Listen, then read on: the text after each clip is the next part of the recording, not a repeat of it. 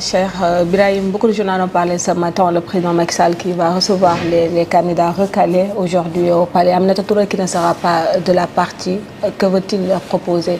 La grande question. Oui, alors, moi je me suis posé une question quand j'ai vu hier, dans l'après-midi, presque en début de soirée, cette annonce que Macky Sall va recevoir les recalés de la présidentielle ou qui n'ont pas vu leur candidature validée par le Conseil constitutionnel et qui seront reçus aujourd'hui au palais entre 17h et 18h si je ne m'abuse. Et ma première question est mais où est-ce qu'on va? Puisque il y avait quand même une correspondance de ces recalés envoyée au président de la République, Macky Sall, par ailleurs président du Conseil supérieur de la magistrature.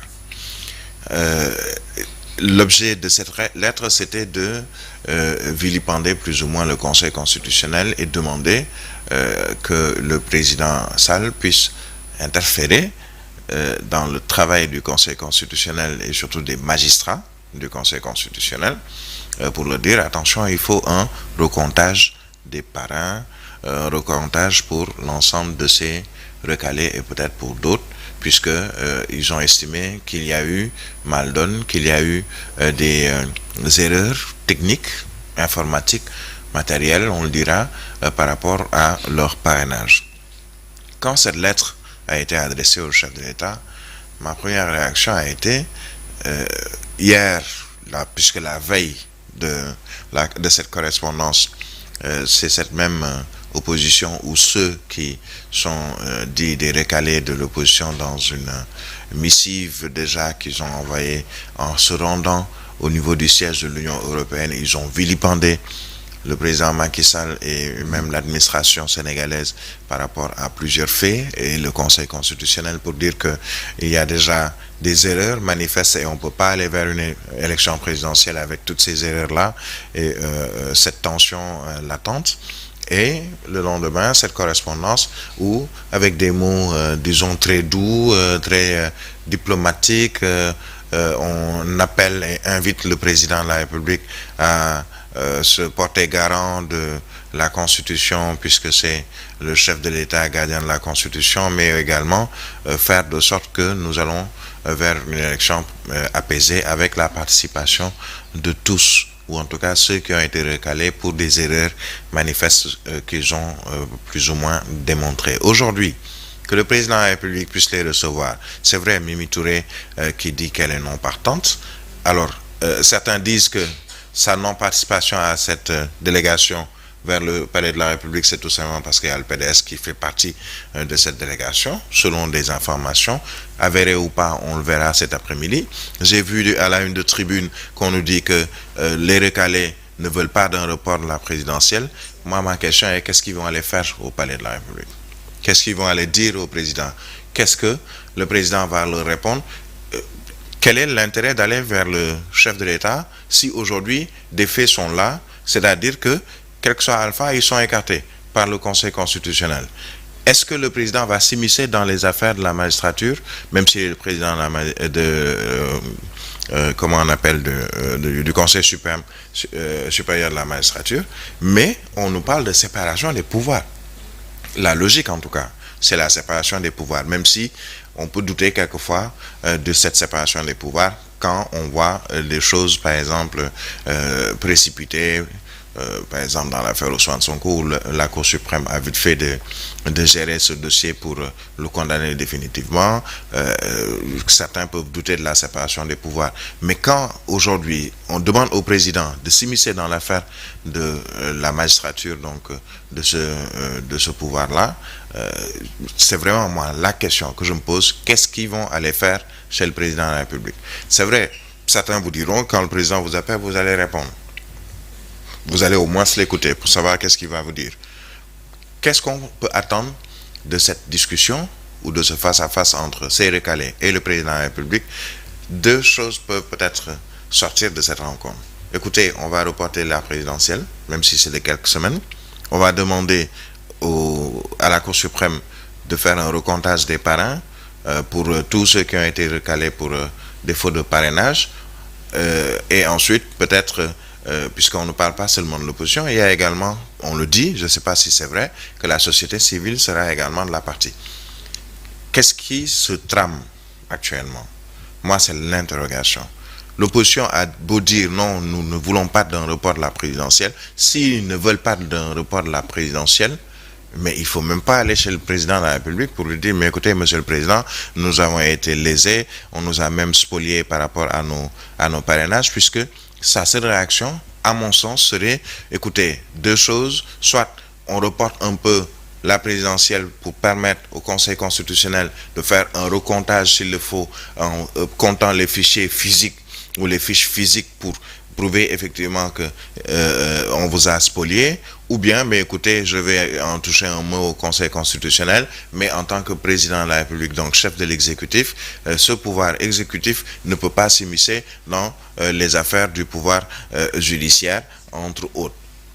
Moi, vraiment, on verra ce qui sortira ou ressortira de cette rencontre, mais à mon sens, c'est un non-sens d'aller vers le président de la République pour parler de leur candidature, puisque lui, il n'est pas candidat, d'accord, il doit sortir par la grande porte, c'est ce qu'on souhaite pour tout le monde, en tout cas, c'est ce qu'on lui souhaite, mais il y a des faits qui montrent qu'aujourd'hui, il y a une difficulté pour qu'il puisse sortir par la grande porte sur le plan politique, dans la mesure où Ousmane Sonko n'est pas candidat, ou en tout cas, la candidature d'Ousmane Sonko a été, disons, déboutée et tout simplement pour le prétexte d'une diffamation. 6 mois de prison avec sursis et on perd une élection présidentielle ou on perd une candidature à l'élection présidentielle, c'est un problème. L'autre problème, c'est le cas Bassirou Diomaye Faye. Je l'ai dit et je le répète, il faut qu'il sorte, mais je dirais même d'art de prison, ne pas attendre qu'on aille vers la présidentielle, qu'on lui dise, mais écoutez, vous pouvez pas aller sur le terrain politique en battant campagne, alors qu'il doit, comme tous les autres candidats qui ont été retenus, il y a ce qu'on appelle un équilibre et une équité qui doit au moins subvenir dans cette campagne électorale, que tout le monde puisse battre campagne, que tout le monde puisse avoir son temps d'antenne dans les différentes télévisions ou radios et autres, notamment la télévision nationale qui a, selon le CNRA, son mot à dire par rapport au temps d'antenne. Est-ce que Bassirou Diomaye Faye sortira de prison? Moi, je pense que ceux qui doivent aller ou qui iront vers le président de la République doivent lui poser des conditions. Les conditions, c'est pas seulement parce que non, nous ne participons pas, on nous a spoliés, mais dans ces conditions, il y a, mais écoutez, Bassirou Diomaye Faye doit sortir. Il est candidat au même titre que d'autres qui sont aujourd'hui sur la ligne de départ et qui iront vers la campagne électorale. La condition serait, Ousmane Sonko, aujourd'hui, il faut qu'on règle son cas, puisque pour une affaire de diffamation, 6 mois de prison avec sursis, on lui dit non, vous ne pouvez pas participer. Et jusqu'à présent, au-delà de cette affaire de diffamation, il n'a pas encore été jugé pour les autres cas. Et même pour la contumace, le Conseil constitutionnel a tout simplement dit, écoutez, je ne suis pas d'accord, parce que dans son délibéré, le Conseil constitutionnel ne parle pas de cette contumace. S'il y avait cette contumace, le Conseil constitutionnel aurait dit, écoutez, vous ne pouvez pas participer parce que vous n'avez pas encore, ou on vous a jugé et que vous êtes définitivement condamné pour, par exemple, l'affaire Ousmane Sonko Adji Sarr. Le Conseil ne l'a pas dit.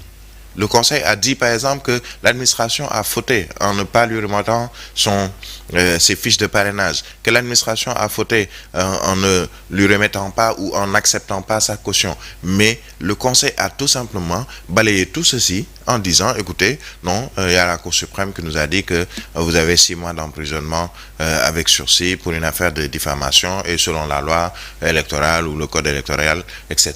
Aujourd'hui, ce doit être des conditions qui seront posées sur la table du président de la République par ce collectif ou de candidats spoliés. S'ils ont pour objectif tous de bouter le régime hors du pouvoir ou de faire face à Amadou Ba qui est le candidat du régime, cela doit être dans leur discussion au niveau du palais de la République. Tous n'iront pas, Certains, sûrement, d'ici cet après-midi, vont dire, mais écoutez, je vais suivre Aminata Touré, je n'irai pas, ou je vais mandater quelqu'un.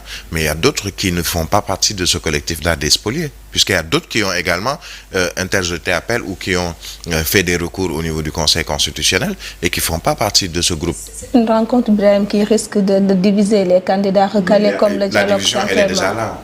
La division, elle est là quand, par exemple, Aminata Touré dit, j'y vais pas. Est-ce que Abdourahmane Diouf ira? Je sais pas, on verra. Est-ce que d'autres, Cheikh Abdou Bara Dolly, est-ce qu'il ira à cette rencontre? Bougane Gueye, est-ce qu'il ira lui ou est-ce qu'il va mandater quelqu'un? Qui sera à cette rencontre avec le président de la République? Mais moi, vraiment, l'interrogation, c'est pourquoi faire et qu'est-ce qui sortira de cette rencontre qui pourra changer les choses? De deux choses l'une, ça peut être un piège. Enfin, un piège, je veux dire, un prétexte pour reporter. Et comme le dit Satan, il est hors de question de reporter la présidentielle du 25 février. Hors de question, puisqu'il y a quand même des candidats. Et parmi ces candidats, par exemple, aujourd'hui, Bassirou Diomaye Faye, Cheikh Tidiane Dièye, on parle de Habib Sy, on parle même de Déthié Fall. S'il s'agit du cas Ousmane Sonko, ces quatre vont représenter, à mon sens, dignement, comment on appelle, Ousmane Sonko, comme lui-même le dit et comme le parti PASTEF le dit, Sonko, moi Diomaye, Diomaye, moi Sonko, donc il sera représenté. Est-ce que les autres veulent aussi être représentés au même titre que Ousmane Sonko en ayant leur candidat?